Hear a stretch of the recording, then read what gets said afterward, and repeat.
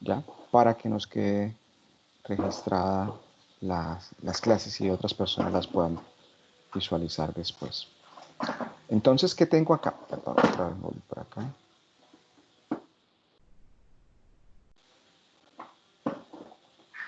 Entonces, ¿qué tengo acá? Me dice que la susceptibilidad magnética y la permeabilidad magnética son dos modos diferentes de medir lo mismo, pero se emplea la susceptibilidad magnética porque es más sencillo medirla. Además, la susceptibilidad magnética es una propiedad del material y podemos relacionar con sus características. Entonces, la susceptibilidad magnética mide la respuesta de los electrones del material a un campo magnético producido por el espiral. Entonces, si ustedes se dan cuenta acá, es lo que queremos mirar, la explicación asociada de cómo es que los materiales se comportan ese magnetismo. Entonces, ya teniendo en claro que hay una estrecha relación o una similitud o una igualdad entre la susceptibilidad magnética y la permeabilidad magnética, vamos a mirar cómo es que se comporta la susceptibilidad magnética teniendo en cuenta desde el punto de vista del átomo. Dice, es una medida de la respuesta de los electrones del material al campo magnético H. ¿De qué depende la susceptibilidad magnética? Ojo, entonces va a depender de la estructura electrónica de los átomos, ¿cierto? Y ya sabemos que la estructura electrónica de los átomos es lo que habíamos visto en la parte de la configuración electrónica, ¿cierto? Entonces nos vamos a dar cuenta que otra vez los electrones son los que juegan, digamos, un papel preponderante en esta propiedad. Entonces, si nos hemos dado cuenta, digamos, los electrones son unas partículas de los átomos que tienen carga negativa y que me permiten dar explicaciones a muchas de las cosas que nosotros cotidianamente podemos visualizar y podemos hacer uso.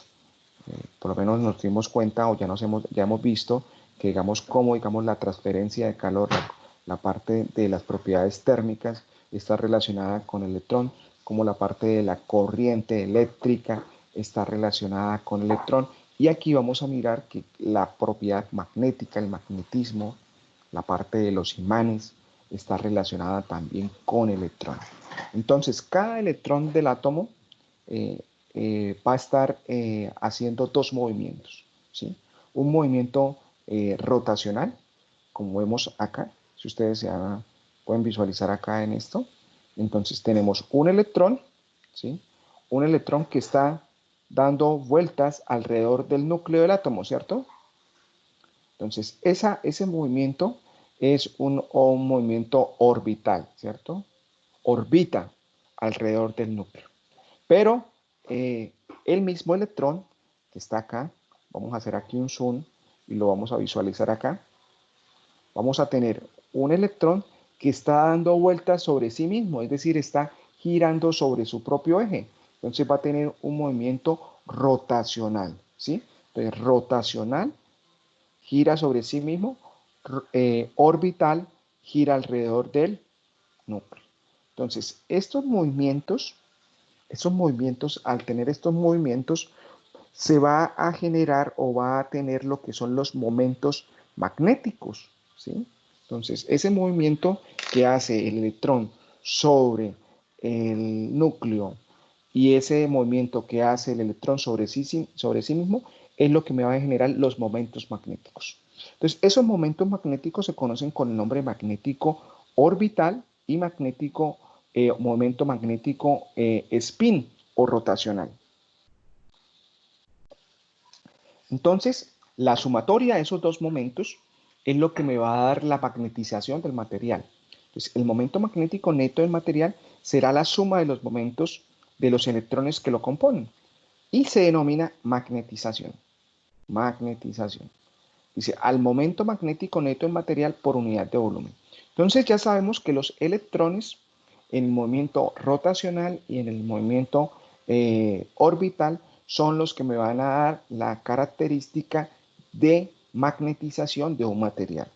Entonces dice, el momento magnético de un átomo es la suma de todos los momentos magnéticos de todos sus electrones. Esto incluye la contribución de los orbitales, de los momentos orbitales y los momentos spin o rotacionales.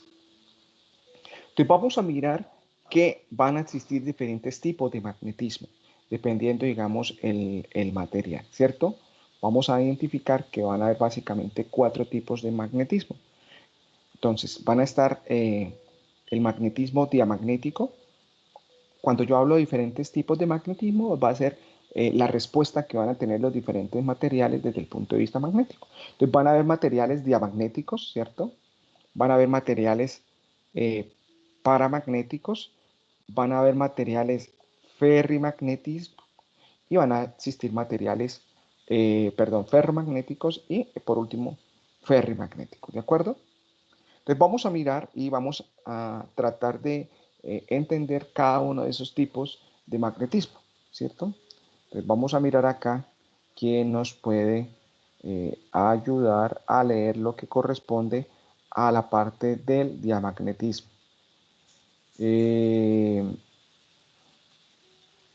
Juan Esteban Guerrero, ayúdanos ahí con la lectura de lo que es diamagnetismo. Es una débil forma de magnetismo no permanente, solo persiste mientras haya un campo magnético aplicado. Se induce por un cambio en el movimiento orbital de los electrones debido al campo magnético aplicado. La magnitud del momento magnético inducido es muy pequeña y en dirección opuesta al campo magnético aplicado. Esta forma de magnetismo no es importante a nivel práctico ingenieril. Listo, muchas gracias. Entonces, vamos a mirar en lo que acabo de leer el compañero en la imagen desde el punto de vista para entenderlo mejor. Entonces, aquí vamos a tener dos condiciones, ¿cierto? Entonces, esta condición, esta fila que está acá, es la fila del comportamiento de los tipos de magnetismo. Esto hace referencia, digamos, a la respuesta de los electrones. Y aquí está cuando hay ausencia de campo magnético externo H. Quiere decir que cuando yo no tengo la bobina, ¿cierto? Es decir, el alambre que está enrollado en forma de espiral y, y he introducido, digamos, el, el material. Entonces, imaginemos que yo tengo la bobina, ¿cierto? Y, y no la tengo, perdón. No tengo el material sin exposición a esa condición de campo magnético. Entonces, la respuesta va a ser que para esos materiales los electrones, los movimientos rotacional y orbital me van a generar una magnetización, ¿cierto? Pero esos electrones en la configuración de ordenamiento de su distribución electrónica van a cancelarse los momentos rotacional y los momentos translacionales. Es decir, no va a haber ninguna orientación de los electrones desde el punto de vista de magnetización, ¿sí? Entonces, por eso aparecen acá estas circunferencias vacías, porque, digamos, no hay ninguna orientación. Los momentos magnéticos se cancelan unos con otros, porque unos van en una dirección y otros están en direcciones opuestas, entonces se cancelan. Entonces, ante no tener nada, es decir, no tener la presencia de campo magnético, pues no hay ninguna respuesta magnética del material. Pero ¿qué sucede cuando yo coloco un campo magnético? Entonces, cuando coloco ese mismo material dentro de esa espiral y a esa espiral la someto, digamos, a una corriente. Entonces, yo voy a generar un campo magnético y voy a inducir, ¿cierto? Una respuesta magnética en ese material. ¿Y qué puedo visualizar de ese tipo de materiales? Que si ustedes se dan cuenta, la respuesta es contraria a la dirección del campo magnético. Si bien es cierto, ustedes ven acá que hay una flecha y esta flecha va en este sentido, ¿cierto? Va de izquierda a derecha.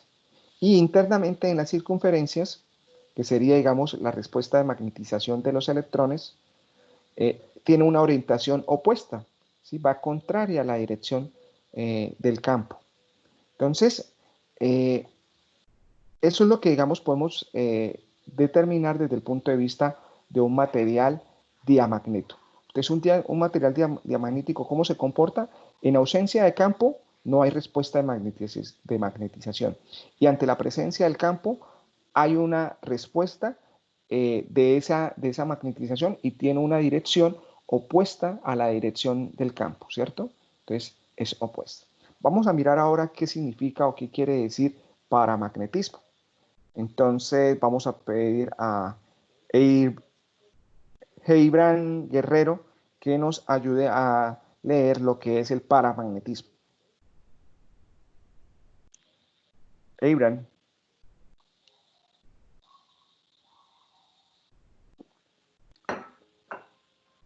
¿No está Heibran Guerrero?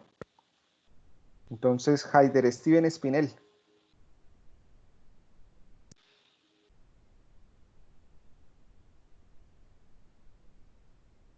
Haider Steven tampoco.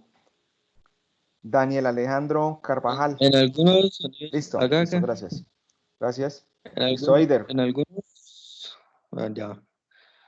En algunos sólidos, cada átomo tiene un momento dipolar permanente ah, debido a la incompleta cancelación de los momentos magnéticos orbitales de spin.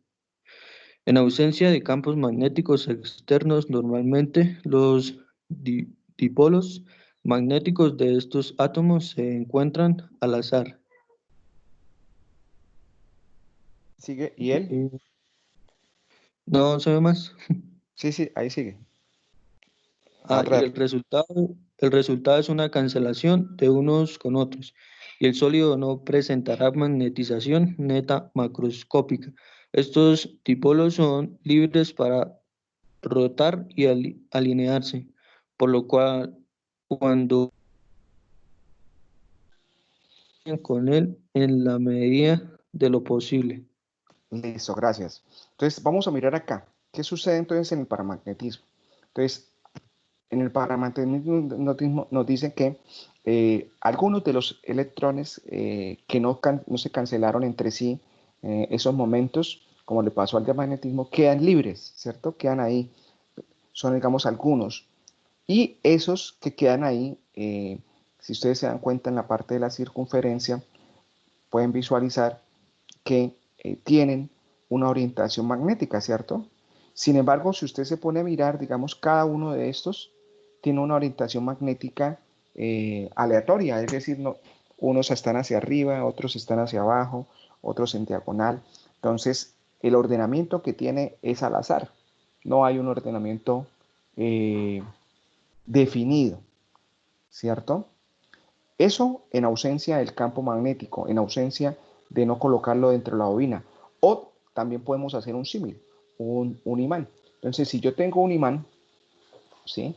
Si yo tengo un imán y lo acerco, pues estoy generando un campo. Entonces, ante la presencia de ese campo, pues, perdón, al no tener ausencia, al haber ausencia de ese campo, no tener nada, pues ellos tienen un orden al azar. Cuando ya lo coloco en presencia, digamos, de un campo, es decir, meto el material dentro de la espiral o lo coloco en cerca al imán, voy a visualizar y voy a mirar que voy a tener unos electrones que van a generar una magnetización en dirección al mismo campo.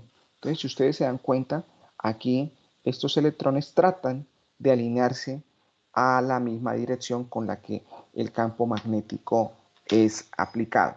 Sin embargo, ¿qué me dice en la parte del magnetismo? Que es débil, ¿cierto? Que, digamos, es una fuerza que no, digamos, tiene, digamos, una potencia o una intensidad relativamente alta, ¿sí? Entonces, vamos a mirar qué es lo que nos dice aquí también en relación con esto. Ya miramos, definimos lo que era diamagnetismo, paramagnetismo, ¿cierto? Entonces, vamos a mirar.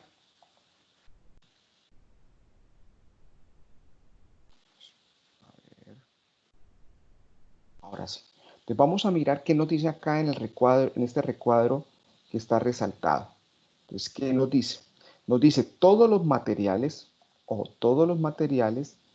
diamagnéticos como los paramagnéticos, es decir, estos dos que acabamos de leer, se consideran no magnéticos, ¿sí? Porque una vez que el campo magnético es retirado, la magnetización cesa. Además, la magnetización es tan débil que la densidad de flujo magnético B a través de ellos es prácticamente la misma que en el vacío. Es decir, es como si no tener nada dentro del espiral. Eso es lo que me está diciendo. Entonces, llegamos a esta conclusión.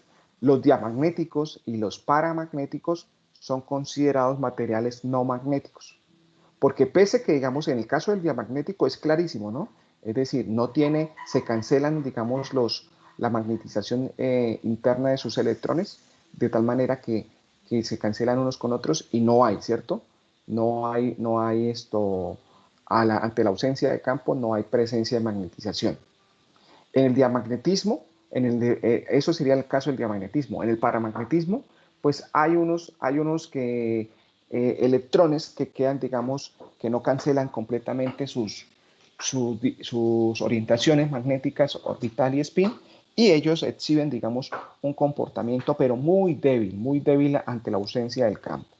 Es muy débil. Por eso me dice que es prácticamente como si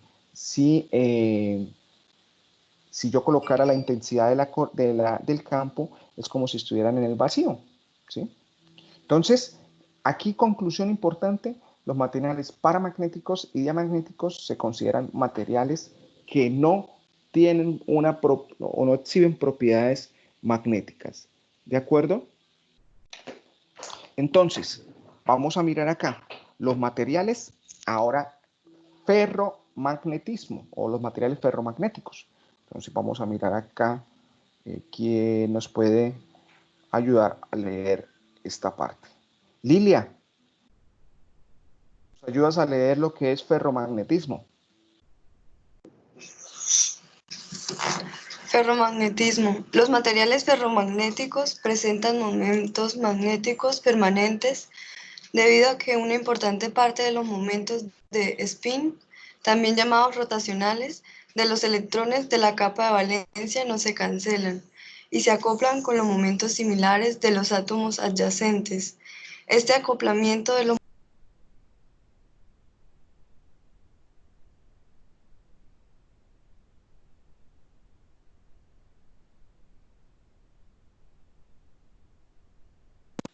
¿Sí? ¿Qué pasó?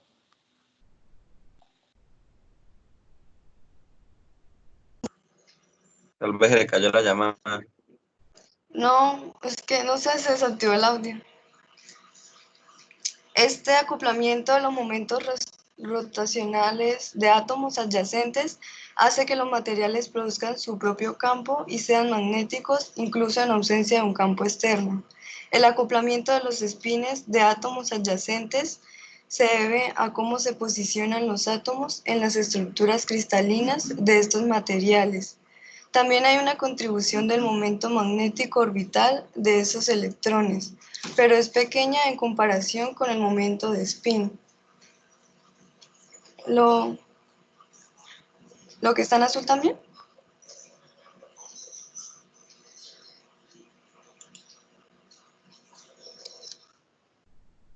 ¿Me escuchan?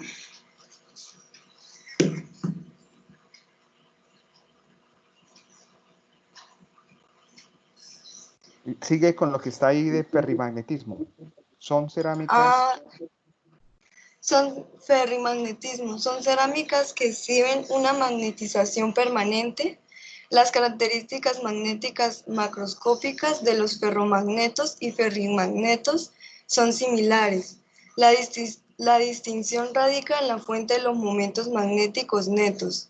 Los materiales ferrimagnéticos por excelencia son las ferritas. Las ferritas responden a la siguiente fórmula. ¿Eso lo tengo que leer? Léelo, ¿cómo le leerías?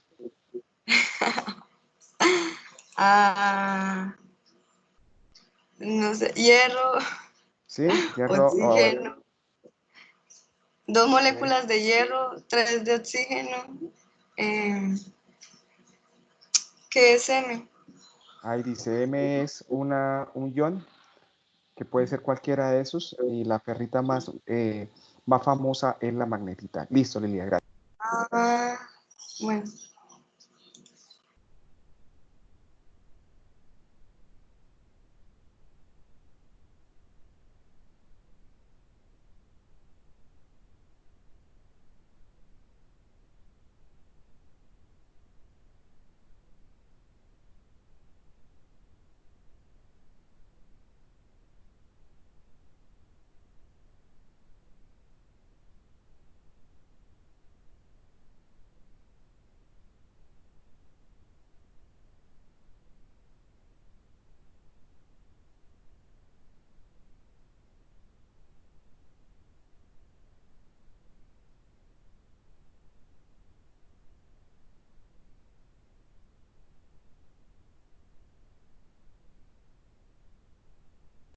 Profesor, creo que tiene el micrófono desactivado. Gracias, hermano. Y no duró media hora ahí hablando y usted no me escucha. Entonces, gracias por el dato. Entonces, ¿qué tenemos acá? Tenemos ferrimagnetismo y ferro, ¿cierto? Ferro y ferri. ¿En qué radica la diferencia? Ferro o está relacionada con la parte de los metales, ¿sí? Y está asociada, digamos, a metales o elementos que están sólidos, ¿sí? Puros, ¿sí? Metales. Los ferrimagnéticos, entonces, va a tener un conjunto de elementos, es decir, la estructura va a tener un conjunto de elementos y está relacionado con los materiales de tipo cerámico, ¿sí? Ambos tienen digamos, visualización o propiedades magnéticas. Vamos a mirar acá, si se dan cuenta, aquí me están dando unos ejemplos de lo que son materiales ferromagnéticos, ¿sí? Entonces me está diciendo que muchos de los metales que están ubicados, metales de transición, ¿sí? Los metales de transición son los que están ubicados prácticamente en la tabla periódica en la zona D, o los grupos D que finalizan en D. Entonces, dentro de esos metales de transición está el hierro, ¿sí? Está el cobalto, está el níquel, ¿sí? Y también me dice, ojo, hay algunos elementos de tierras raras que también presentan, digamos, esa característica y esa propiedad. Pero miren también que cuando me dice que el hierro me hace referencia cuando está en forma de ¿qué? BCCC, esto es cúbico centrado en el cuerpo, ¿cierto? Body Center Cubic. Entonces, ¿qué estoy mirando acá? Que entonces el ordenamiento cristalino va también a ser un elemento diferenciador en las propiedades. Y en este caso, pues estamos hablando de las propiedades magnéticas, va a ser diferenciador también en las propiedades magnéticas. Ese sería para el caso de los ejemplos de ferromagnético. Pero mire cómo son, este es un ejemplo de lo que sería un material con características magnéticas ferrimagnéticas, ¿sí? Entonces, si se dan cuenta, es una molécula donde tiene varios elementos, entre ellos está el hierro en estado de óxido de hierro, ¿cierto? Está un óxido férrico y está un óxido ferroso, ¿sí? Y está dado entonces como un mineral, como un mineral que es la magnetita. Y este mineral o esta molécula en esa condición se define o está asociada a lo que es un material de tipo cerámico. Entonces, vamos a mirar entonces con nuestra imagen que tenemos acá, cómo es que se comporta, digamos, los materiales ferromagnéticos y ferrimagnéticos. Entonces, en ausencia de campo magnético, ¿cierto? Si ustedes se dan cuenta, mire, estamos mirando acá en la parte de los electrones. Esos electrones van a generar movimientos orbitales y movimientos rotacionales. Ya la lectura nos está diciendo que los movimientos rotacionales o movimientos spin, que son los mismos, son los que, digamos, le confieren mayor capacidad de magnetización. También tiene movimientos translacionales o orbitales, pero estos movimientos pues no generan, digamos, una alta magnetización. Entonces, el momento magnético neto está sobre todo influenciado por el momento magnético rotacional o spin, es decir, sobre el movimiento que hace el mismo electrón sobre su propio eje y no alrededor del núcleo. Aporta alrededor del núcleo, pero digamos ese aporte es pequeño en comparación con el aporte que se da de magnetización en el movimiento sobre su propio eje. Entonces, ¿qué pasa? En ausencia de campo magnético, es decir, no tengo un imán cerca, no tengo, digamos, una bobina cerca, un espiral enrollado cerca, entonces el material cuando lo voy a tener, a tomar, él tiene, digamos, ya una magnetización, está alineado, ¿cierto? Hay un campo como tal de alineación. Entonces, él tiene, digamos, ya una magnetización. ¿Qué sucede cuando yo lo coloco en un campo? Pues se está alineado, digamos, esa magnetización con la misma dirección al campo que yo estoy induciendo. Entonces, ¿qué es lo que se hace? Se intensifica. Si ustedes se dan cuenta, aquí digamos un poco la tonalidad de los colores, como se ve en el momento en que está sin presencia de campo y cómo se muestra acá cuando ya está la presencia de campo. Entonces, los materiales ferromagnéticos y ferrimagnéticos pues van a ser materiales que van a tener características magnéticas como tal, y esas características son las que vamos a aprovechar para la elaboración y fabricación de los diferentes elementos, equipos, para darles, digamos, un uso y una funcionalidad. Entonces, aquí que me dice que la mayoría de las interacciones, vamos a seguir leyendo acá esta parte que está asociada, digamos, con las los materiales ferrimagnéticos. Pues la mayoría de las interacciones de acoplamiento de momentos de spin entre los iones hierro más 3 y los iones M más 2 son antiparalelas, de carácter similar al antiferromagnetismo, por lo cual se cancelan. Sin embargo, algunas de ellas se alinean formando un momento magnético neto, incluso en ausencia de campo eléctrico, igual que ocurre con los materiales ferromagnéticos. El momento ferrimagnético neto surge la cancelación incompleta de los momentos de spin. Los granates también muestran ferromagnetismo, responden a esta fórmula que está ahí, ¿cierto? El granate más conocido habitualmente es el Yttrium Iron Gunner, usado en la fabricación de láser.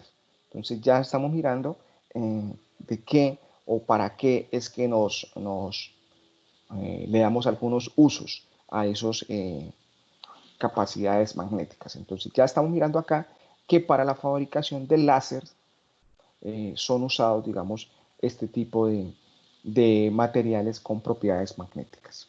Ahora, ¿qué me muestra acá? Dice que en la estructura, esta estructura que vemos acá, vamos a ver algunas características.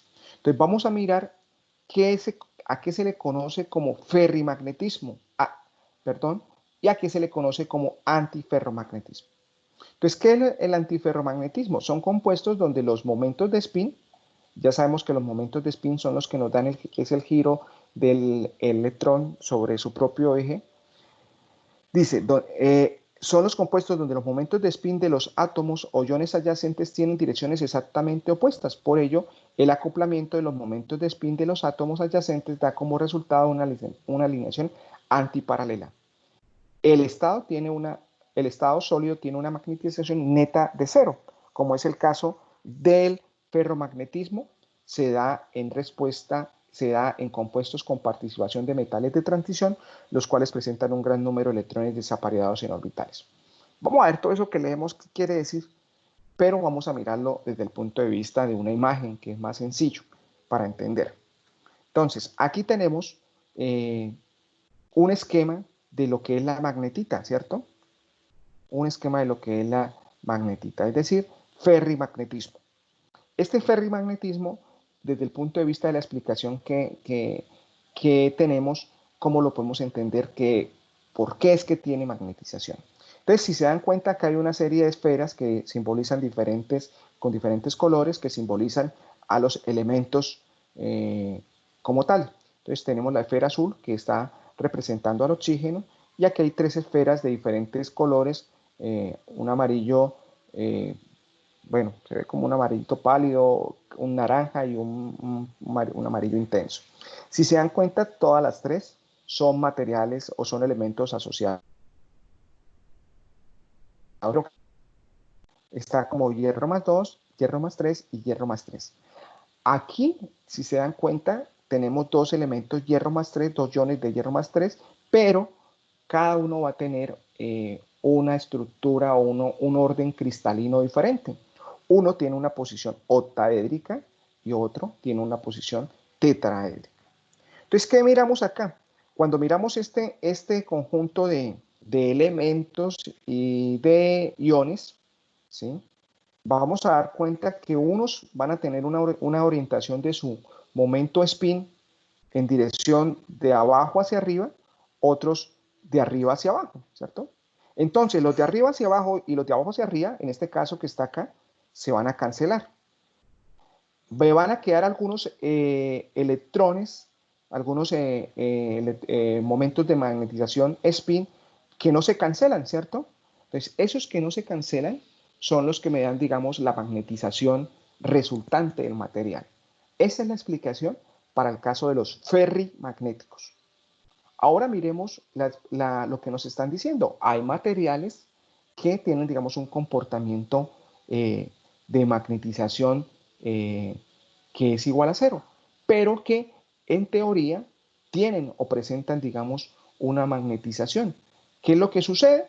Que si se dan cuenta acá, también es una estructura donde está el oxígeno y está el manganeso, ¿cierto? Entonces, el manganeso está de color gris, ¿sí? El oxígeno de color azul. ¿Qué sucede con los electrones o los momentos spin de los electrones del ion manganeso más 2? Si se dan cuenta, hay unos que están en posición de abajo hacia arriba, ¿sí? Este que está acá, este que está acá, ¿sí?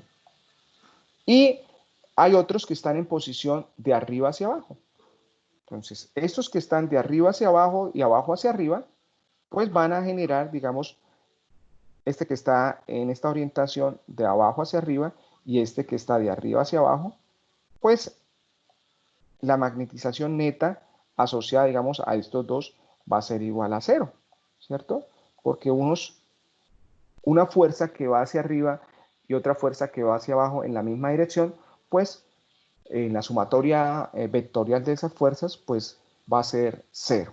Entonces, esa es la explicación, la forma de poder entender por qué también algunos materiales que cumplirían, digamos, alguna característica de magnetización en la práctica realmente no la presentan. Y es porque se cancelan y se anulan sus efectos magnéticos spin. Por lo tanto, digamos, su visualización o su condición de magnetización es igual a cero. Y es lo que se conoce como estos materiales de tipo antiferromagnéticos. ¿De acuerdo? Vamos a mirar entonces acá que el magnetismo de los materiales ferro y ferrimagnéticos. Entonces dice, los materiales que son ferromagnéticos y ferrimagnéticos en muchos casos no muestran magnetismo cuando se obtienen y transforman en productos. Ello es debido a uno o varios de los siguientes factores. Entonces vamos a mirar. Primero, los materiales son policristalinos, formados por muchos granos orientados en todas las direcciones posibles.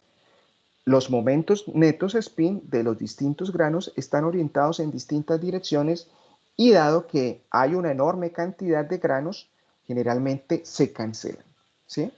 Entonces, ¿qué estamos mirando aquí? Que la parte de la organización de la estructura de la red va a ser importante para entender el comportamiento de los magnetos. Dice, dentro de cada grano, vamos a mirar lo que está resaltado en color azul, dice, dentro de cada grano de todos los momentos de spin se alinean en la misma dirección. Existen zonas denominadas dominios en los que los momentos de spin están alineados, ¿cierto? Pero en cada grano suelen haber varios dominios que pueden estar alineados en direcciones contrapuestas, cancelando el momento de spin. Me dice que en la tabla hay algunas definiciones para entender esto de la interacción de los materiales y el campo magnético. Entonces después ustedes van a mirar que acá, digamos, hay estas definiciones que nos pueden servir. Dice, cuando se dan las circunstancias se pueden producir imanes induciendo los materiales a un campo magnético. Cuando se aumenta gradualmente el campo magnético, el momento magnético en cada átomo se alinea con el campo magnético aplicado. Entonces, ¿qué estamos mirando acá? Pues miremos esta curva que está acá para entender un poco lo que está. Dice, en esta curva que tenemos, inicialmente vamos a tener, digamos, un material, ¿cierto? Que en ausencia de campo magnético se encuentra su estructura cristalina, por tanto sus electrones están generando momentos spin, ¿sí? De forma aleatoria, ¿cierto? Entonces unos en una dirección, otros en una dirección opuesta, se pueden cancelar. Pero ¿qué sucede cuando yo acerco ese material a un campo magnético? Entonces, si se dan cuenta, cuando yo empiezo a acercarlo a un campo magnético y empiezo a intensificar ese campo magnético, voy generando, digamos, como un reordenamiento neto de la magnetización, a tal grado que ya cuando aplico el máximo campo magnético que puedo aplicar, yo ya tengo una orientación neta de ese material, ¿cierto? Es decir, ya digamos los elementos o los electrones que estaban opuestos se cancelaron, pero al final me va a quedar una magnetización resultante, digamos, de este proceso. Y esa magnetización va a estar dada por aquellas zonas que se han denominado dominios, ¿sí?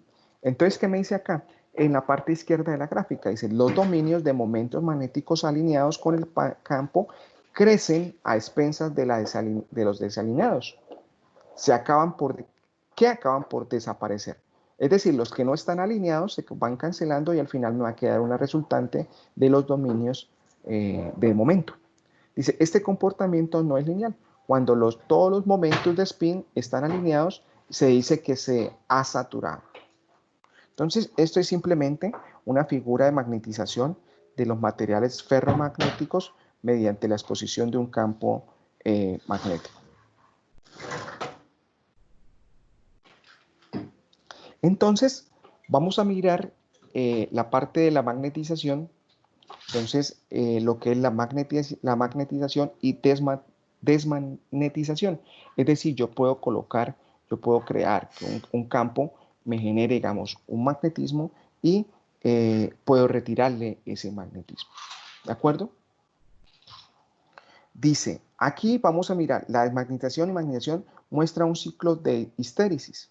Una vez que el material está magnetizado hasta la saturación, ¿sí?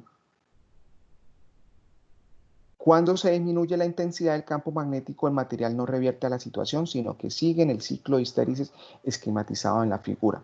Entonces, ¿qué quiere decir esto, muchachos? Que cuando yo coloco, yo someto un material a un campo magnético, ya un momento, regáleme un segundo.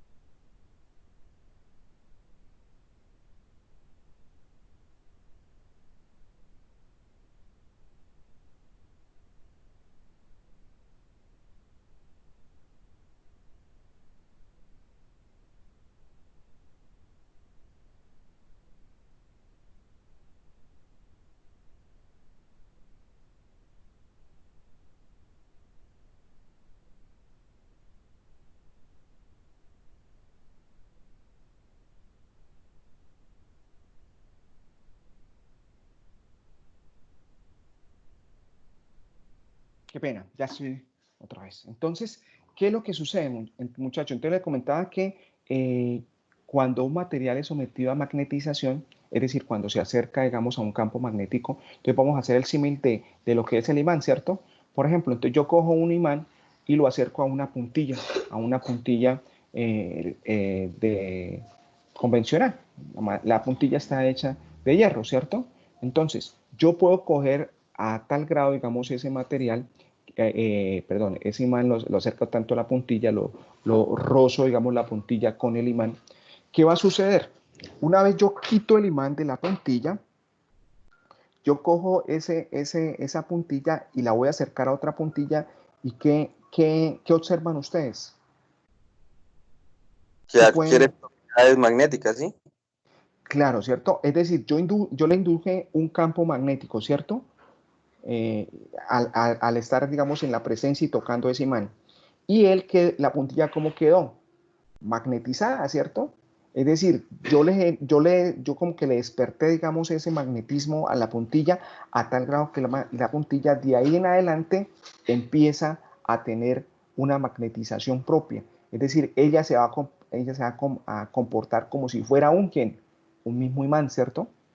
Eso es lo que se dice acá. Entonces, esos tiempos de magnetización y desmagnetización pueden ser muy extensos, ¿cierto? A tal grado que yo puedo generar imanes permanentes de esa misma condición. Es decir, yo tengo un material, lo someto a una intensidad de campo magnético altísima, ¿cierto? Y lo convierto en un imán permanente. Debido, digamos, a que yo lo que hice fue un reordenamiento o aseguré que se alinearan como tales los momentos magnéticos spin de estos materiales. Entonces, aquí en la parte de lo que son la parte de los imanes y la magnetización, hay muchas cosas interesantes, hay muchos fenómenos y, digamos, acciones de los imanes que es muy, digamos, es un mundo muy interesante. Tanto es así que, digamos, hay muchísimas teorías y muchísimas explicaciones asociadas, digamos, a todos estos fenómenos de magnetización. Tanto es así que, digamos, ya uno se va, digamos, desde el punto de vista corporal, de también mirar toda esta parte de las propiedades, de cómo afecta, digamos, el magnetismo, digamos, al ser humano, a las personas. Entonces, aquí, digamos, hay una gran cantidad, digamos, de cosas interesantes por estudiar.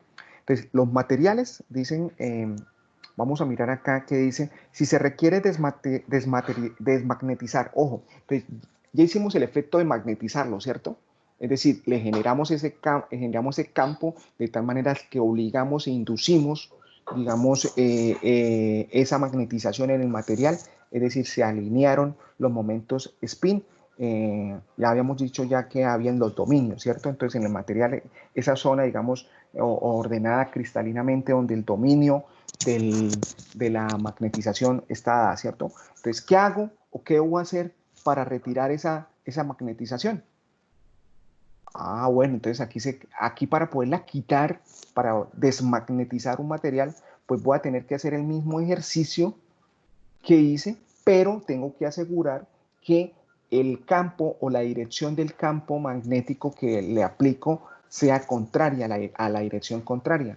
¿Con qué? Con el fin de que se contrarreste con la orientación magnética que tiene o que he inducido, ¿cierto?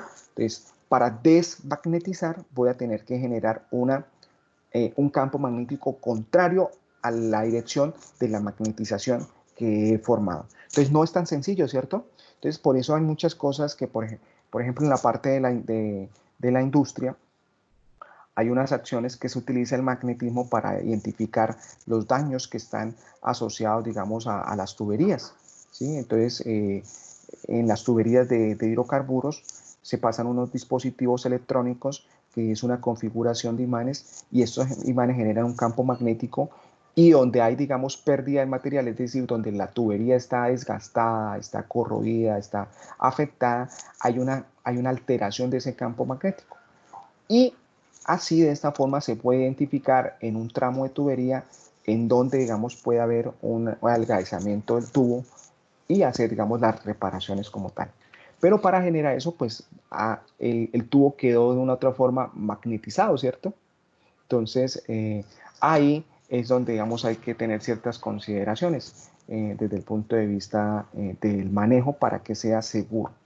Entonces, dice, los materiales que requieren gran coercitividad no son adecuados para ser empleados en motores donde se generan campos magnéticos, debido a su propio funcionamiento. Para este tipo de uso se usan imanes blandos con baja coercitividad. Entonces, ¿qué es coercitividad? Entonces, la coercitividad es esto que acabamos de mirar desde el punto de vista de la generación de magnetos permanentes. Es decir, cuando yo tengo un material que lo induzco con un campo magnético y él me queda prácticamente imantado, entonces, ¿qué sucede? Como que ha imantado, se me va a convertir en otro imán. Entonces, aquí, ¿qué me está diciendo? Es decir, va a tener una alta coercitividad, ¿cierto? Entonces, aquí, ¿qué me está diciendo? Que en la parte de los motores eléctricos, uno creería, uy, bueno, yo genero, digamos, una espiral, ¿cierto? Y le coloco, digamos, dentro de esa espiral un material bien magnético. Entonces aquí me está diciendo, ojo, no es tan recomendado porque, ¿qué pasa? Si yo genero ese campo magnético, él me va a quedar convertido en un imán, ¿cierto? Y no me va a permitir desarrollar el motor eléctrico con las propiedades que yo quiero, porque yo quiero que un motor eléctrico que encienda, ¿cierto? Y también yo lo pueda apagar. Entonces, si el motor está funcionando y yo lo apago, que él realmente pare, ¿cierto? Digamos, ese funcionamiento del motor eléctrico. Pero si yo le coloco, digamos, un material con alta coercitividad, pues, ¿qué va a suceder? Yo voy a generar el campo, voy a prender y quiero apagarlo y él va a quedar con un remanente ahí de magnetización. Entonces, me va a generar de pronto dentro del motor alguna condición que no me va a permitir controlarlo. Entonces, por eso dice que los materiales que requieren gran coercitividad no son adecuados para ser empleados en los motores. Y por eso hay que buscar imanes que sean blandos. Entonces, aquí cuando dice que imanes que sean blandos, dicen de baja coercitividad. Es decir, que una vez yo le aplique el campo magnético y le retire ese campo magnético, él vuelva, digamos, en unos tiempos cortos a esa condición inicial. Dice, por el contrario, si se requiere formar imanes permanentes, que no se desmagneticen por campos magnéticos de diverso signo, se parte de materiales con alta coercitividad, diseñados con fases secundarias y precipitados que dificulten el movimiento de las paredes del dominio. Entonces, aquí simplemente tener en cuenta la definición de coercitividad es aquellos materiales que al ser sometidos van a generar, digamos, con un campo magnético inducido permanente, y tener en cuenta, digamos, que una vez yo hago, digamos, la inducción, pues va a quedar una magnetización como tal en el material, dado la orientación que van a tener esos dominios. Aquí ya simplemente voy a avanzar de forma rápida, aquí como para tener, digamos, el efecto, digamos, de la temperatura, como, digamos, la temperatura de una u otra forma puede alterar las condiciones o las características magnéticas, ¿cierto? Dicen, la saturación magnética es máxima cuando se alcanzan bajísimas temperaturas, ¿cierto? A los 0 Kelvin, temperaturas en las cuales los átomos están quietos. Entonces, según si la temperatura aumenta, aumentan las vibraciones de los átomos y se va a dificultar el alineamiento de los dipolos cuando se aplica un campo magnético. Dice, el resultado de una disminución gradual de la saturación magnética hasta que se alcanza una temperatura en la cual se cae a cero. Entonces, la temperatura de Curie es la temperatura por la cual está por encima los materiales ferroantimagnéticos y ferrimagnéticos y se vuelven paramagnéticos. Ferromagnéticos. Entonces, aquí simplemente de esta diapositiva, tener en cuenta que la temperatura va a tener una condición que va a favorecer las características magnéticas. Entonces, vamos a tener en cuenta que a bajas temperaturas se va a tener un mejor dominio de esa magnetización. Entonces dice que, como están acá en la diapositiva, dice, se conocen 26 metales y alrededor de 100 aleaciones, ¿sí?, que pueden tener características superconductoras, ¿cierto? Pero la dificultad va a estar en qué? En las temperaturas, ¿cierto? Porque para que esos materiales y esos compuestos se comporten como superconductores, pues yo voy a tener que manejar unas temperaturas críticas, que son unas temperaturas relativamente muy bajas que no voy a poder manejar o voy a poder obtener fácilmente de manera industrial. Entonces, aquí simplemente vamos a tener en cuenta que existe, digamos, diferentes tipos de materiales superconductores que pueden, digamos, responder a esa condición. Entonces, ese principio de materiales semiconductores que están asociados también a la parte del flujo magnético se utiliza en los trenes de alta velocidad, ¿sí? Los trenes de alta velocidad tienen, digamos, una relación de magnetización y unos materiales que les permiten tener levitación, ¿cierto? Entonces, por eso, digamos, ahí en la imagen, ustedes ven un elemento que está prácticamente levitando sobre el otro, ¿sí? Y esa levitación, pues, genera que vamos a tener cero rozamiento, vamos a tener cero restricción para el movimiento, entonces, por lo tanto, va a ser una condición que va a favorecer en la condición de aplicación de los trenes de alta velocidad, pues se generan estas características y estas condiciones para, digamos, obtener, digamos, esas velocidades tan altas en este tipo de transporte. Entonces, levitar, como a veces podemos tener en cuenta, va a ser una condición en la cual yo voy a jugar con la parte de la magnetización, ¿cierto? Porque ¿qué va a suceder acá? Aquí por lo menos dice un material, el tipo 1 es perfectamente diamagnético. Esto hace que no permita que penetre el campo magnético, lo que se conoce como el efecto Meissner. Esta es la razón por la cual un superconductor flota, ¿cierto?, sobre un imán, tal como se muestra en la figura. Entonces, ¿qué tenemos acá? Acá vamos a aprovechar la parte de los materiales que son diamagnéticos. Entonces, voy a tener un imán, ¿cierto? Y encima voy a tener, digamos, un material que se comporta como diamagnético. Entonces, ¿qué sucede? Si ustedes se dan cuenta, ojo, pero para que se dé ese efecto va a estar en las condiciones de temperatura súper baja, ¿cierto? Que es la temperatura crítica. Entonces, desde el punto de vista normal, es decir, sin efecto de la temperatura, si ustedes se dan cuenta, el flujo del campo, el flujo magnético, ¿cierto? Es normal, ¿cierto? Cuando la temperatura es mayor a la temperatura crítica, ¿sí? Entonces, el campo lo atraviesa. Pero, ¿qué sucede cuando la temperatura es menor a la temperatura crítica? Entonces, ¿qué es lo que vamos a crear? Vamos a crear lo que es el superconductor. Y ustedes, si se dan cuenta, entonces, ¿qué le pasa al campo magnético? Se desvía, ¿cierto? No lo penetra, sino que desvía, digamos, esa orientación. Y ese desvío es lo que le permite a ese material levitar. Por eso es que ese material está ahí, digamos, en suspensión. Digamos, esa es una característica interesante asociada, digamos, a este tipo de materiales donde se aprovechan, digamos, las características magnéticas de los materiales, tanto como las que me generan magnetización, como aquellas que no me generan magnetización, como es el caso de los diamagnéticos. Entonces, ¿hasta aquí alguna inquietud?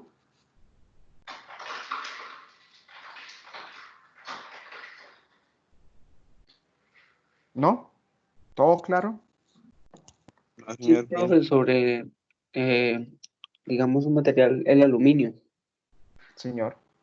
Esto dice que tiene poca magnetización, pero aún así es un conductor. Y creo que es es cibermagnético, si no estoy mal. O sea, Bueno, hay que tener digamos, la diferenciación de las propiedades, ¿cierto?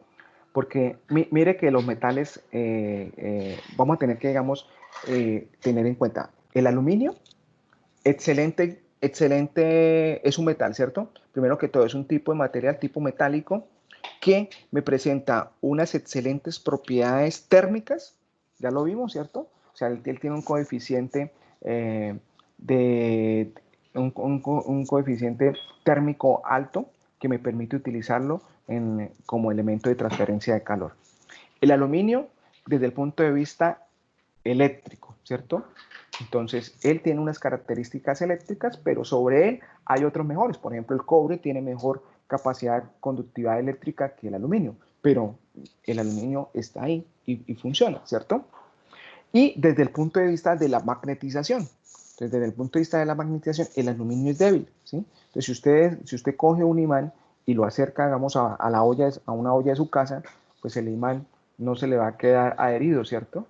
Es decir, los momentos magnéticos de esos electrones de ese aluminio, pues se cancelan y no va a tener, digamos, una respuesta como tal satisfactoria desde ese punto de vista de magnetización. Entonces, ojo, cuando hablamos de conductividad, vamos a tener que tener en cuenta el foco donde lo estamos mirando. Estamos hablando del aluminio desde el punto de vista de ¿qué? Conductividad térmica, ya sabemos que tiene una respuesta. Desde el punto de vista de conductividad eléctrica, tiene una respuesta. Y desde el punto de vista, aquí no hablamos de conductividad magnética, sino de flujo magnético, ¿cierto? De la fuerza que él experimenta ante un flujo magnético, si es la potencia o no la potencia. Entonces, el aluminio, digamos, desde el punto de vista magnético, pues es débil. Entonces hay que tener, digamos, el foco o tener, digamos, la visión de los materiales de acuerdo, digamos, a la característica o propiedad que queramos hablar. Entonces, cuando hablamos de conductividad, tener claridad si es conductividad térmica, conductividad eléctrica o si estamos hablando de flujo magnético, ¿de acuerdo? Sí, señor. Bueno, ahora vamos a empezar a hablar de las propiedades mecánicas, ¿cierto? Entonces, recapitulando, hemos hablado de las propiedades térmicas, de las propiedades eléctricas, de las propiedades magnéticas. Ahora nos vamos a empezar a hablar de lo que son las propiedades mecánicas, perdón. Entonces, cuando hablamos de las propiedades mecánicas, una de las primeras cosas que vamos a tener en cuenta es el esfuerzo de deformación. Es decir, cuando nos hablan de la parte mecánica, inmediatamente pensamos en algunas palabras clave, ¿cierto? Pensamos en resistencia, en tenacidad, lo asociamos también a fuerza, lo asociamos también a cómo el material responde, digamos, ante un estímulo de un choque, ¿sí? De un impacto. Y eso es lo que queremos mirar ahorita. Vamos a mirar, digamos, las propiedades mecánicas, es la respuesta del material ante un agente externo, ante una fuerza externa, ¿cierto? Cómo se comporta el material. Entonces ya vamos a ver que seguramente unos se contraen, ¿cierto? Otros se rompen, se quiebran, ¿sí? Unos se deforman, otros no se deforman. Entonces vamos a mirar acá esto en eso que acabo de decir relacionado con esa propiedad, es el esfuerzo de deformación, ¿sí? Entonces, ¿qué es el esfuerzo de deformación? Es la respuesta que tienen los materiales a la acción de una fuerza aplicada, ¿sí? Entonces, ese esfuerzo de deformación, ¿de qué va a depender? Es decir, un material, ¿cómo que va a depender para que se deforme? Entonces, del tipo de enlace, de la disposición estructural de los átomos en las moléculas y del número de imperfecciones. Ojo, entonces aquí en la parte de imperfecciones ya lo sabemos que estaba asociado, digamos, a cómo está organizada estructuralmente, es decir, si está de una forma cristalinamente ordenada o está amorfamente desordenada, ¿cierto? Entonces aquí, digamos, ustedes se dan cuenta en la imagen, es muy común y todos los conocemos. Entonces aquí tenemos unas láminas de aluminio muy delgadas, ¿cierto? Que nosotros la llamamos cotidianamente como papel aluminio, ¿cierto? Pero no, ¿qué es el papel aluminio? Es unas láminas muy delgadas fabricadas a partir de aluminio. ¿Cómo es la respuesta, digamos, de ese papel, de esa lámina de aluminio, digamos, desde el punto de vista de su condición? Es muy fácilmente deformable, ¿cierto? Es decir, usted corta el papel aluminio y usted le hace una fuerza o le aplica, digamos, un movimiento y la lámina, ¿qué pasa? Se arruga, se deforma completamente, ¿cierto? Entonces, él tiene esa respuesta ante esa condición. Es muy maleable, ¿cierto? Tan maleable que yo puedo, digamos, generar, digamos, un rollo completo con un espesor muy delgadito, digamos, de esa película, ¿de acuerdo? Entonces, aquí ¿qué tenemos? Los materiales sometidos a carga se pueden clasificar en 3 tipos. Entonces, yo puedo tener materiales de tipo elástico, ¿sí? Materiales de tipo elastoplástico y materiales de tipo viscoelásticos. Entonces, dependiendo, digamos, como yo tengo estos 3 tipos de materiales, cuando yo los someto a una fuerza de deformación y aplico una fuerza, entonces yo voy a decir, algunos materiales se van a comportar de forma elástica a la deformación, ¿cierto? Algunos materiales se van a comportar de forma plástica a la deformación y otros materiales se van a comportar de forma viscosa a la deformación, ¿sí? Entonces, ojo, tenemos 3 formas de clasificar los materiales cuando son sometidos a las fuerzas de deformación: elásticos, elastoplásticos y viscoelásticos. ¿Listo? Entonces, vamos a mirar que, entrando un poco en la parte de las deformaciones y los tipos de deformación, vamos a mirar cómo yo puedo hacer una deformación de un material, ¿cierto? Entonces, yo puedo generar 3 condiciones o 3 características o 3 maneras de aplicar una carga, ¿sí? Y las 3 características de aplicación de carga son las siguientes, ¿cierto? Yo puedo tener lo que es con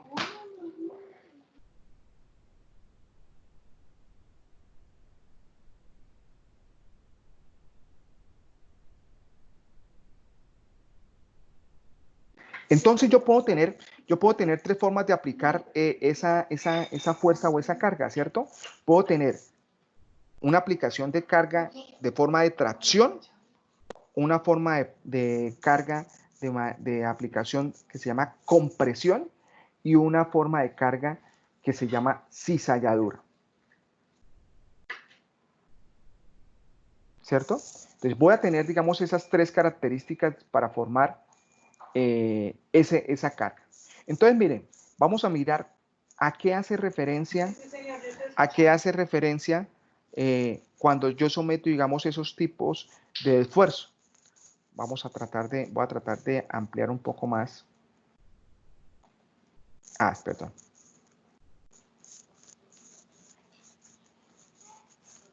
A tratar de ampliar un poco más esta imagen. Pero se me corre. Listo, acá está. Listo. Entonces, aquí estamos mirando el tipo de esfuerzo, ¿cierto? Entonces, ¿cómo es la tensión? Si ustedes se dan cuenta, aquí yo tengo un material, ¿cierto? Y las fuerzas que aplico, ¿cómo son? Opuestas, ¿cierto? En cada uno de los extremos. Entonces, cuando yo cojo los extremos de un material o de lo que quiera coger en mis manos y aplico una fuerza en dirección opuesta, es decir, las manos las retiro de mi dorso, ¿cierto? Entonces, estoy haciendo tensión, ¿cierto? Estoy generando, digamos, un estiramiento, por dejármelo de una forma, con una palabra común. Entonces, ojo, entonces, miren cómo es la forma de la tensión en la aplicación de la fuerza, ¿cierto? Entonces, es en sentidos opuestos, genero tensión. Ahora, el otro tipo de fuerza que aplico es compresión. Entonces, compresión, ¿cómo lo hago? Va en el mismo sentido, ¿cierto? En el mismo sentido, perdón, en sentidos igualitarios en la misma dirección, ¿cierto? Entonces, es como si yo cogiera mis manos y le diera una palmada, ¿cierto? Entonces, cuando yo hago el golpe con mis manos de las palmas, estoy haciendo compresión, ¿cierto? Si yo uno mis 2 manos, como tal, con fuerza entre las 2 palmas, y hago la misma dirección de fuerza, estoy haciendo compresión. Y ojo, y tengo el efecto de cizalla, o el tipo de esfuerzo de cizalla. Entonces, el esfuerzo de cizalla, si ustedes se dan cuenta, ¿qué sucede? es como un efecto de comprensión, pero no están alineados, están en direcciones o en ubicaciones diferentes, ¿cierto? Entonces yo lo que voy a generar, digamos, es un esfuerzo en una esquina superior y el otro esfuerzo en la esquina inferior en lados igualitarios, ¿cierto? Entonces, cuando yo genero, digamos, esta condición de cizalla, yo puedo generar o desencadenar lo que es la torsión, ¿cierto? Porque esa diferenciación no alineada de la compresión me va a generar, digamos, un giro. Y eso es lo que se conoce como nombre de torsión. ¿De acuerdo? Entonces vamos a mirar cómo se comportan los materiales de acuerdo al tipo de esfuerzo. Entonces, yo puedo tener materiales de tipo que no se deforman, ¿cierto? La deformación, es decir, si yo le someto a una tensión, a una compresión o a una cizalla, la respuesta de mi material puede ser que no se altere, que no se deforme, ¿cierto? También puedo tener una condición dúctil, un tipo de deformación dúctil, ¿cierto? Si ustedes se dan cuenta en la parte de la deformación dúctil, ¿qué le sucede a la tensión? Pues yo lo estiro, ¿cierto? Yo lo estiro completamente, pero él no se rompe, ¿cierto? Se adelgaza, pero él no se rompe. Y si miramos la parte de la deformación en la parte de la compresión, en la parte dúctil, ¿qué es lo que se hace? Se hace un rizo, ¿cierto? Se hace un bucle, lo que se hace es una curvatura. Y en la parte de cizalla, si ustedes se dan cuenta, el cubo o el elemento que está ahí, una deformación desde el punto de vista de que un corrimiento de sus ejes. Ese es el comportamiento dúctil ante, digamos, los diferentes tipos de fuerza. El otro tipo de deformación es la deformación frágil. Entonces, ¿qué sucede ante una tensión? Todos se quiebran, ¿cierto? Mire, aquí hay una ruptura, hay un desplazamiento como tal, se rompe, se fractura. En la compresión también, ¿qué es lo que sucede? A diferencia, digamos, de la tensión que hay, digamos, es un aumento de la longitud, en la parte de la compresión que también se quiebra, pero ¿qué hace? ¿Qué sucede? Hay una reducción de su tamaño, ¿cierto? Se quiebra. Y en la cizalla también, pero entonces se hace de forma o de manera esquemática. Un segundo, hay alguien que me está pidiendo que le reenvíe la asistencia otra vez al chat. Voy a copiarla nuevamente en el chat.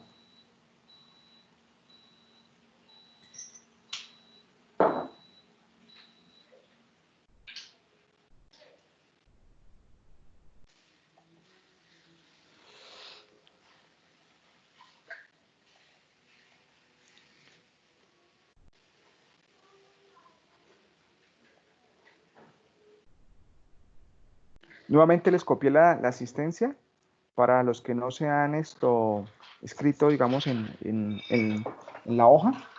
Por favor, ahí les envié el link para que lo abran y puedan, digamos, escribir, digamos, la información, sus nombres.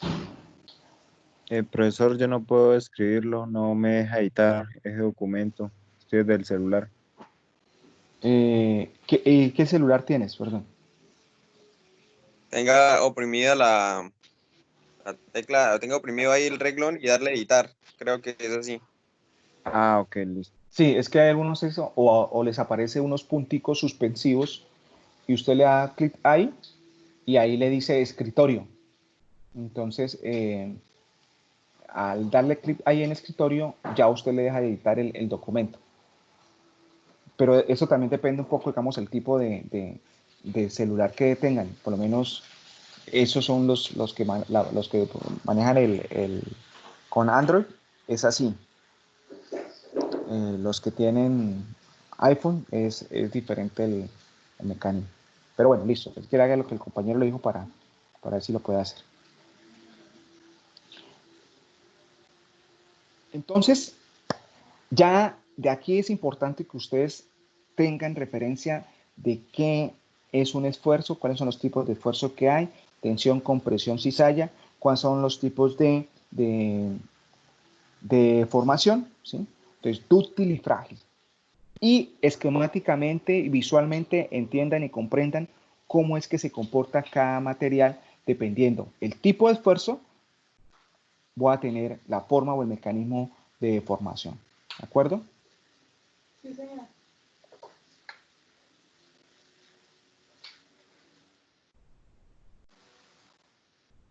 Entonces, ¿qué tenemos acá? Dicen, puesto que existen tipos principales de tensión, darán lugar a deformaciones de tracción, compresión, cizalla y de torsión.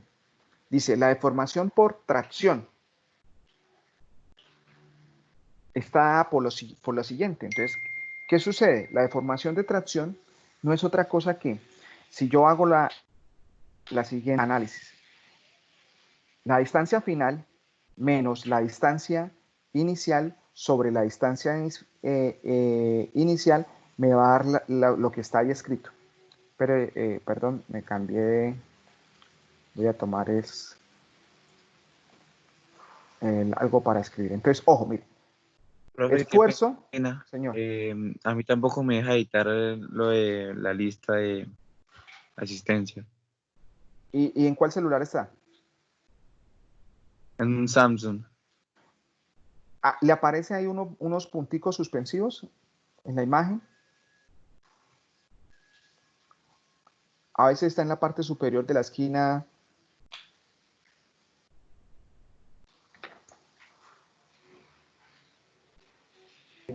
Si quiere, mande el nombre completo y el correo y le hago el favor.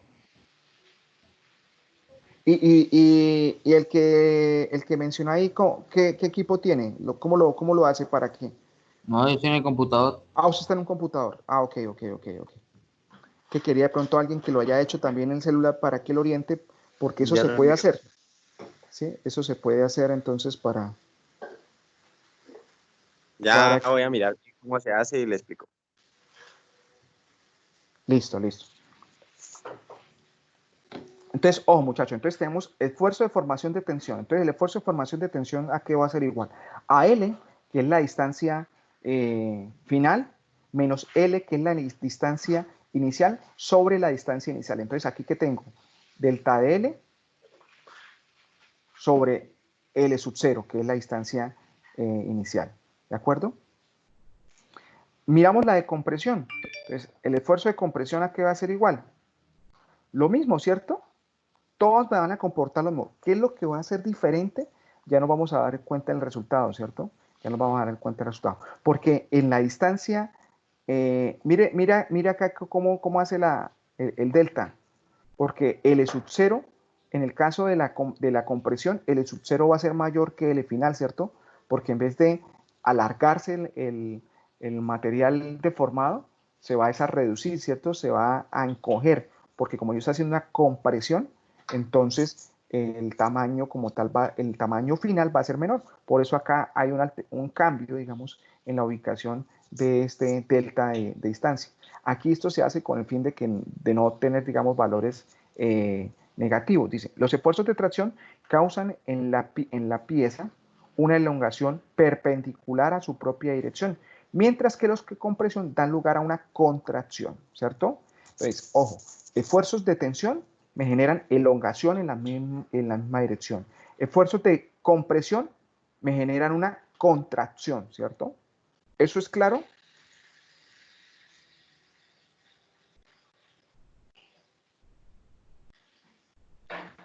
¿Sí? ¿Sí es claro?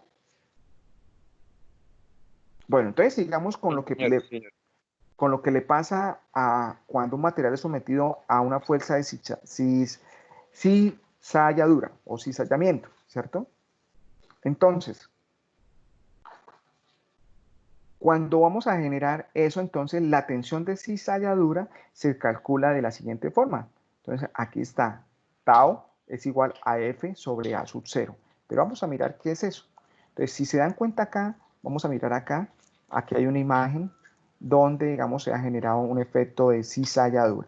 Si se dan cuenta, en la línea punteada tenemos la condición inicial, mi condición original, ¿cierto?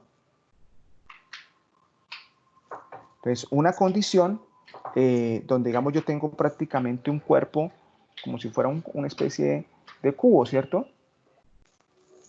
Entonces, ¿qué sucede? Se sometió, digamos, a la fuerza de cizalladura, ¿cierto? O sea, se genera una fuerza, si ustedes se dan cuenta acá, una fuerza en este sentido,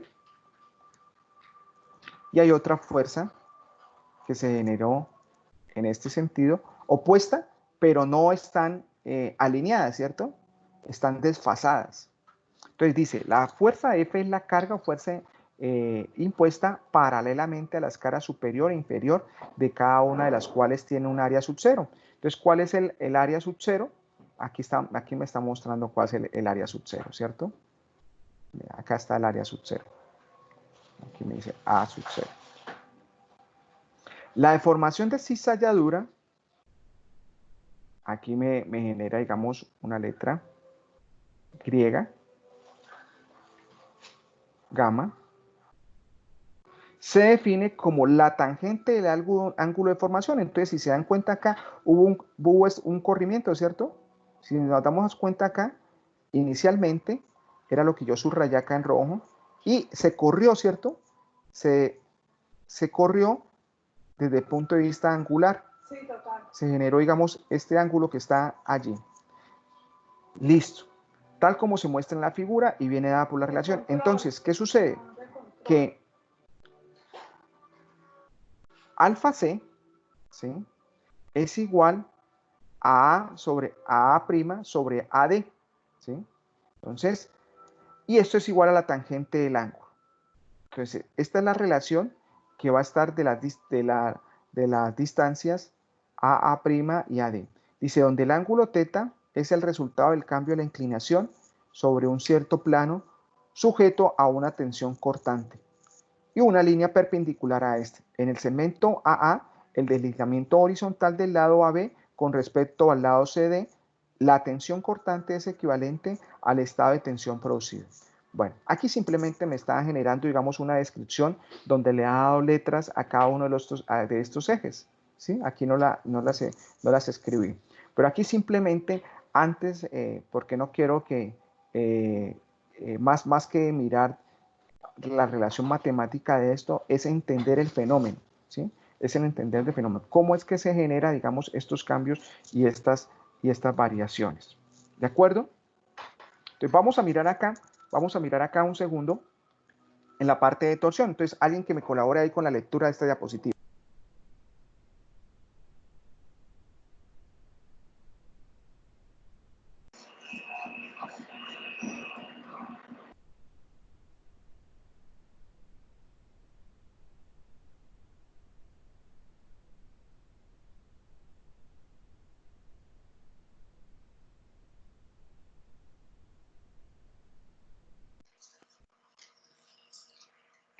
La torsión es una variación de la cizalladura pura mediante la cual un miembro estructural es deformado de la forma mostrada en la figura 2.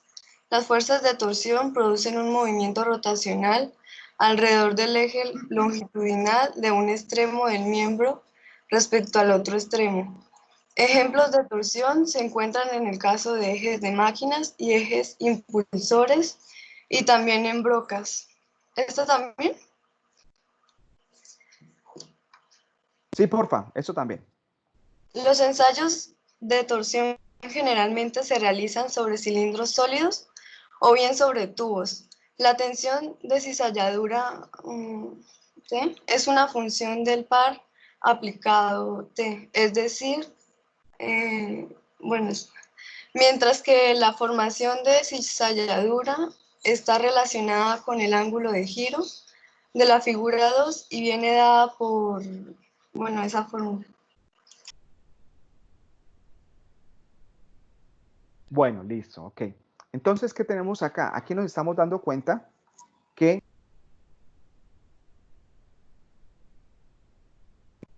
aquí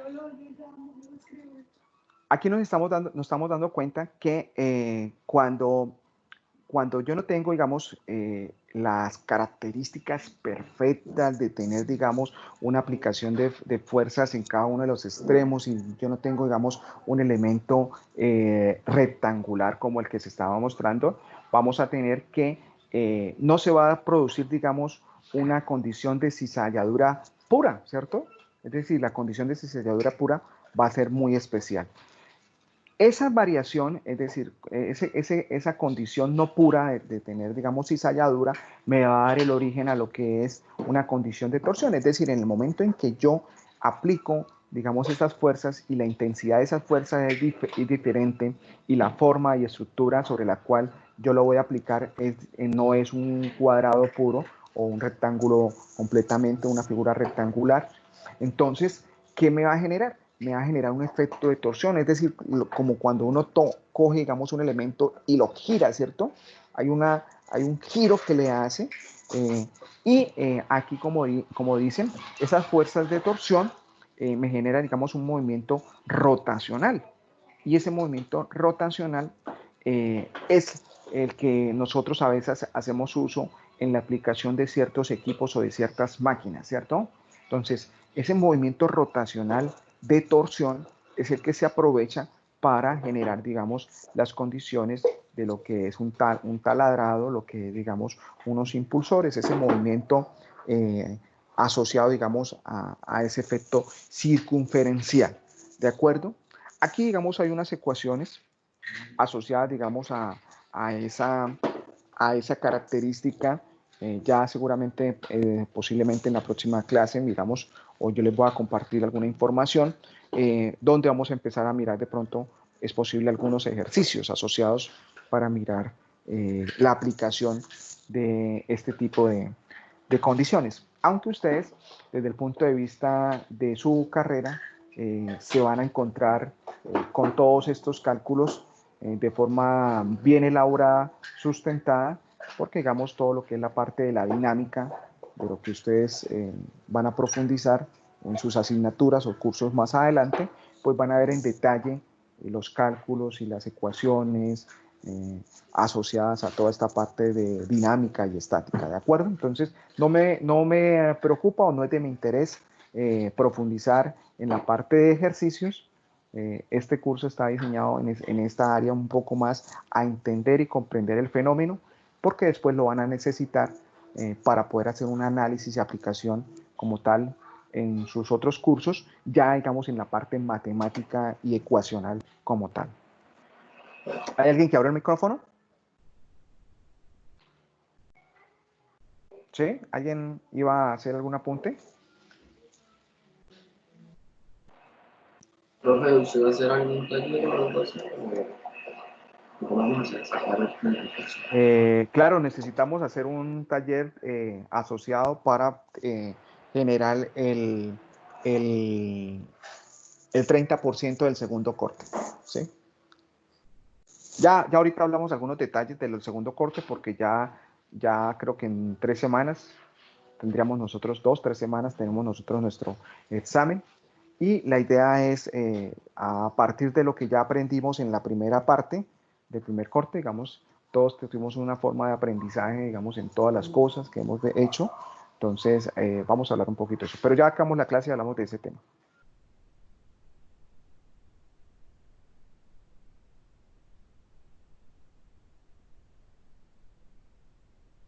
Entonces, aquí estamos mirando, dice, cuando un material se aplica una tracción, se produce un alargamiento elástico. Entonces, si quiere, regálame un minuto, ya voy a tener que abrir allí la puerta y ya regreso un momento. Perdón con ustedes, ya un minuto.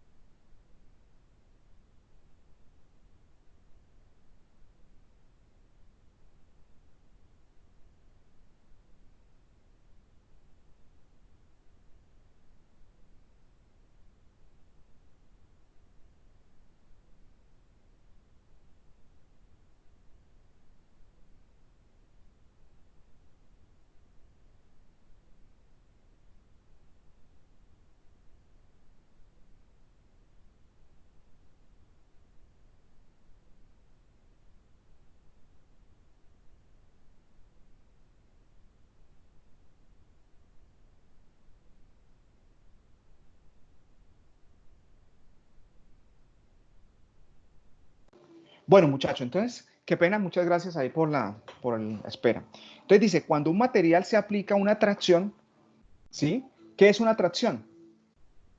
¿Cómo es el movimiento de las fuerzas de una tracción?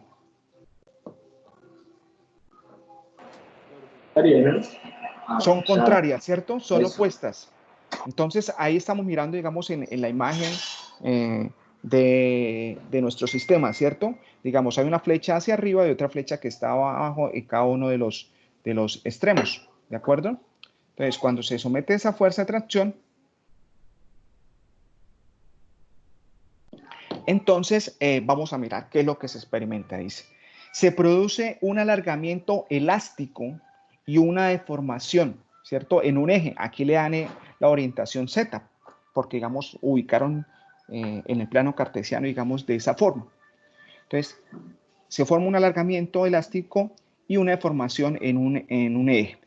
Esa deformación se da sobre el mismo eje donde está aplicada la fuerza, como miramos, digamos, en la parte de la figura. Como resultado de este alargamiento se producirán contracciones en las direcciones que están opuestas a la aplicación, opuestas no, a los lados, ¿cierto? En este caso se van a generar contracciones en el eje Y y en el eje X, ¿cierto? Es decir, si en el uno se están alargando, ¿cierto? En el otro se están contrayendo. Si cuando yo digo a la longitud, ¿cierto? Y en los otros ejes se están contrayendo, es decir, se están reduciendo, se están cambiando desde el punto de vista de volverse más pequeñas. Dicen, perpendiculares a la acción de la aplicación de la tensión. Claro, es decir, si yo estoy sometiendo el alargamiento, las otras se van a contraer, pero se van a contraer no en forma paralela, sino perpendicular, ¿cierto? Perpendicular al eje donde estoy aplicando la fuerza. Entonces, dice que esto se puede determinar, estas deformaciones, teniendo en cuenta que las voy a denominar esfuerzo en X y esfuerzo en Y. Es decir, en todos los tres ejes va a haber una alteración, ¿cierto? El esfuerzo en Y, el esfuerzo en X y el esfuerzo en Z. Entonces, aquí me está indicando la siguiente ecuación, ¿sí? Donde relacionan los esfuerzos del esfuerzo en el cambio que hay en relación a X con respecto a el esfuerzo aplicado en Z y cómo es el cambio en el sentido del esfuerzo en Y con respecto al esfuerzo en Z. Es contrario, ¿no? Es decir, si se dan cuenta, ustedes tienen un símbolo negativo, ¿de acuerdo?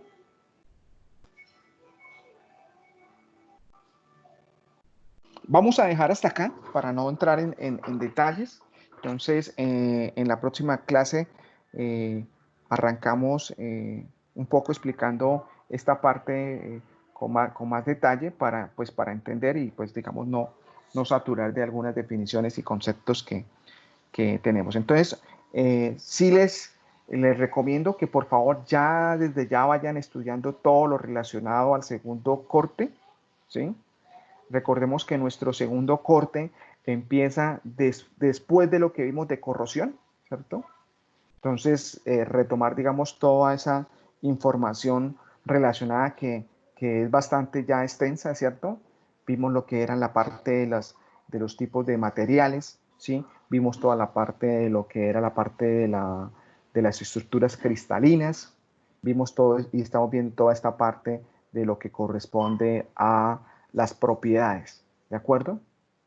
Entonces, ir estudiando, digamos, eso para que no se dejen acumular el tema. Entonces, seguramente en estos días o en la próxima clase ya les daré, digamos, el trabajo o taller, digámoslo de esa forma mejor, el taller que se va a desarrollar para trabajar la parte de lo que es el 30%.